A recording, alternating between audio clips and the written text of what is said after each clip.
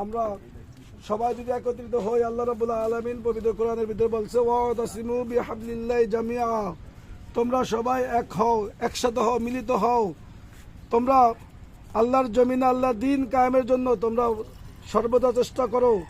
অন্য আয়াতের ভিতরে আল্লাহ রাব্বুল আলামিন বলছে যে তোমাদের কি হয়েছে, তোমরা আল্লাহর পথে জিহাদ করো না, নারী পুরুষ এবং শিশু বাচ্চাদের জন্য তোমরা লড়াই করো না, তোমরা একে অপরের হক মেরে খাচ্ছে, তোমরা কোনো কথা বলছো না, এটা তোমরা প্রতিবাদ করো না কেন?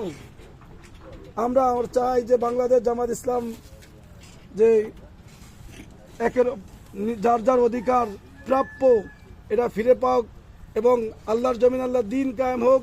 নামাজের কথা যে আইন বলা লাগবে না, নামাজ আজান দিলেই যে মসজিদে যাবে, সুদের ওয়াজ করা লাগবে না, ঘুষের ওয়াজ করা লাগবে না, ব্যাপারদার ওয়াজ করা লাগবে না।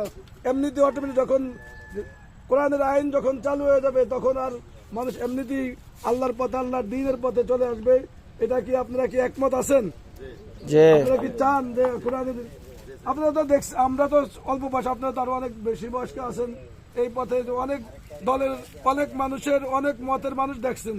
একবার দ্বীন কায়েমের জন্য, আমি আল্লাহকে রাজি খুশি করার জন্য একবার একটু সুযোগ করে দেখি যে এরা কত পারে কিনা, পরের হক অন্যায় জুলুম নির্যাতনের বিপক্ষে এরা দাঁড়াইতে পারে কিনা, এরা দাঁড়ায় কিনা, এটা কিনা আপনারা একবার সুযোগ করে দেখেন যে বাংলাদেশ জামাত ইসলাম যদি একবার সুযোগ পায় তো বাংলাদেশ জামাত ইসলামকে দাঁড়িপাল্লায় মার্কায় একটা আপনারা একবার ভোট দেবেন। এটা আপনাদের একটা আমানত, এটা একটা গুরুত্বপূর্ণ। আমরা মনে করি যে এক জায়গায় একটা ভোট দিলাম হয়ে গেল, কিন্তু না, এটা কাল কিয়ামতের দিন আল্লাহ রাব্বুল আলামিন আমার থেকে আপনার থেকে জবাব দিতে নিবে। আল্লাহ রাব্বুল আলামিন যে তুমি তোমার আল্লাহ তোমাকে আকল দিয়েছি, জ্ঞান দিয়েছি, তুমি কোন পথে জ্ঞানটা আকলটা ব্যয় করেছো যে তোমরা এই অযোগ্য লোককে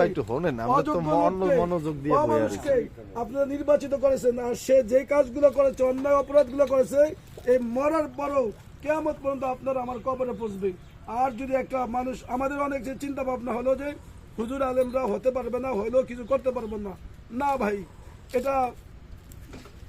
এটা ভুল ধারণা। কারণ তারা আপনারা একবার সুযোগ করে দেখেন না যে পারে কিনা। কারণ ইসলামী যত কান্ট্রিগুলো আছে, পুলিশ প্রশাসন অনেক হুজুর, অনেক মসজিদের ইমাম, তারা বিসিএস ক্যাডার।